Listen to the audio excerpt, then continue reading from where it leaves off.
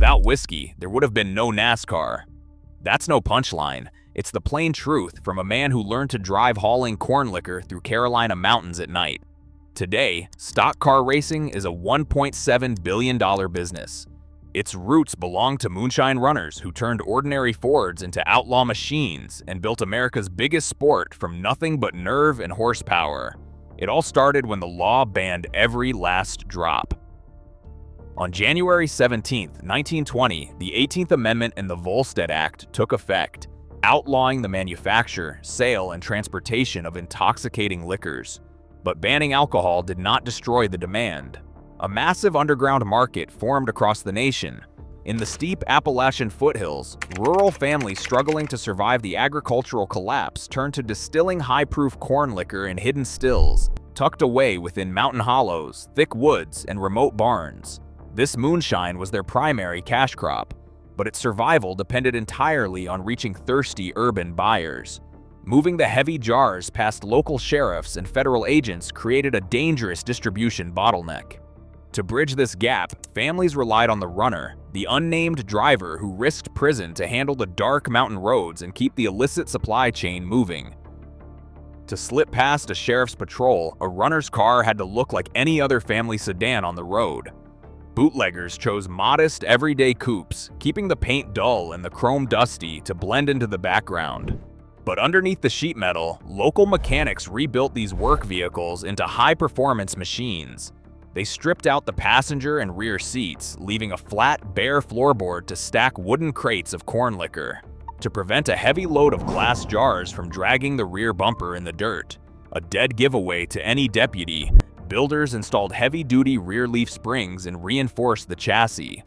These stiffer suspensions kept the car riding perfectly level, even when carrying hundreds of pounds of cargo over jagged, unpaved mountain roads. On the outside, it was just a plain family car. Underneath, it was a weapon of speed. In the spring of 1932, Ford introduced an engine that claimed the southern backroads, the Flathead V8. Priced under $500, this mass-produced power plant put 8-cylinder speed within reach of ordinary working families. The early cast iron block displaced 221 cubic inches, utilizing a simple side valve design that produced 65 horsepower. For moonshine mechanics, those factory numbers were merely a baseline. The Flathead's basic, robust architecture left ample room to tinker. In hidden backyard garages, builders milled cylinder heads to raise compression, bolted on dual carburetors, hot-wired ignitions, and hand-ported exhaust passages. This custom tuning gave the spacious Ford coupes rapid acceleration while preserving the massive trunk space needed for heavy wooden crates of liquor. But the advantage didn't stay one-sided for long. Law enforcement agencies soon purchased the same affordable Ford V8s for their own patrol fleets. With both sides running the exact same mass-produced technology, the winding mountain gaps became a high-speed laboratory, turning every night run into a direct contest of mechanical preparation and individual driving nerve.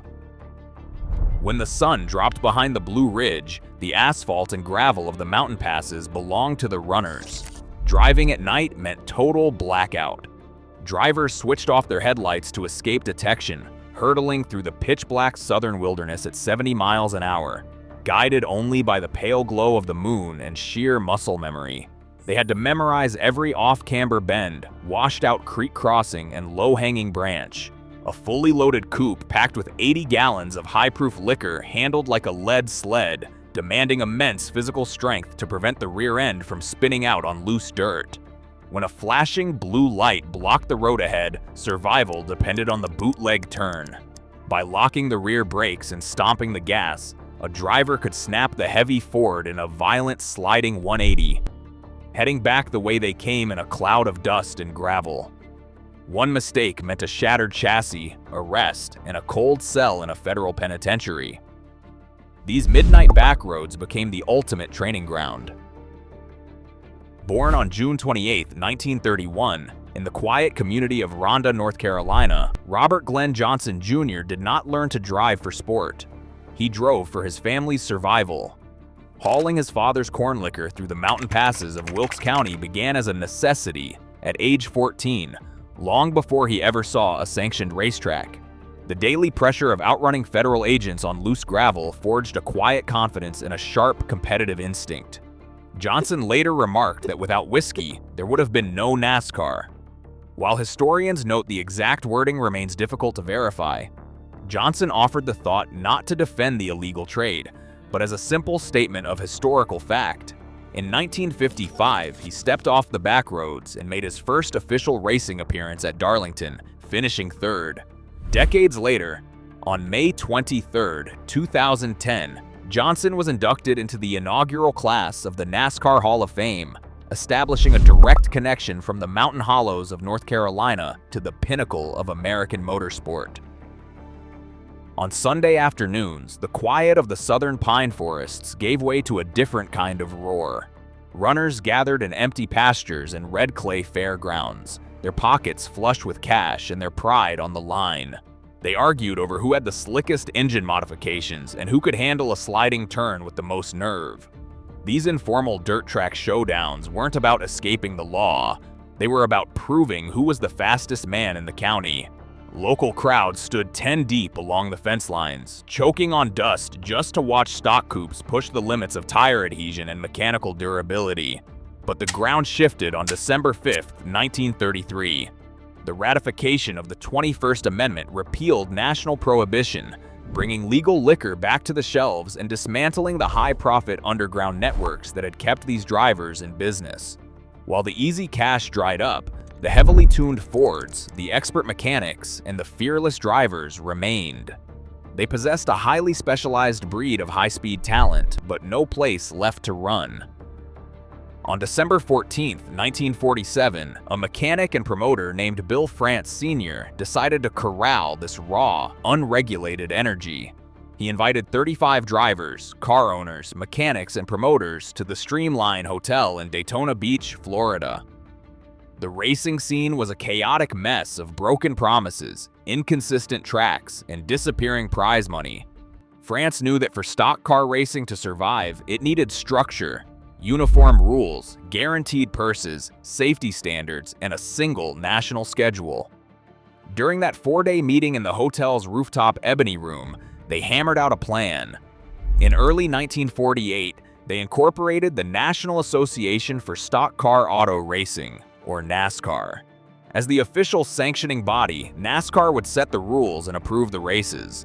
The stock car label preserved the identity of those ordinary-looking Fords that were secretly built for speed, turning a wild southern counterculture into a legitimate organized sport. Today, that dirt track experiment is a global giant, drawing 12 million viewers to the Daytona 500 and generating approximately $1.7 billion in annual revenue. Millions of fans pack modern steel and concrete superspeedways, watching high-tech stock cars thunder past corporate sponsors, completely unaware of the dark country roads where this speed was born. The sport did not inherit the illegal liquor trade, but it preserved the soul of it. The mechanical ingenuity, the relentless preparation, the car control, and the fierce underdog defiance of those early runners. At its core, America's biggest motorsport still carries the spirit of rural mechanics who took ordinary family sedans, tuned them in the woods, and proved they could outrun anyone who tried to stop them. Today, those red clay tracks are paved in corporate gold. Yet, every time a driver scrapes the wall, they echo the ghosts of the Blue Ridge. The run is legal now, but that defiant underdog soul remains unchanged.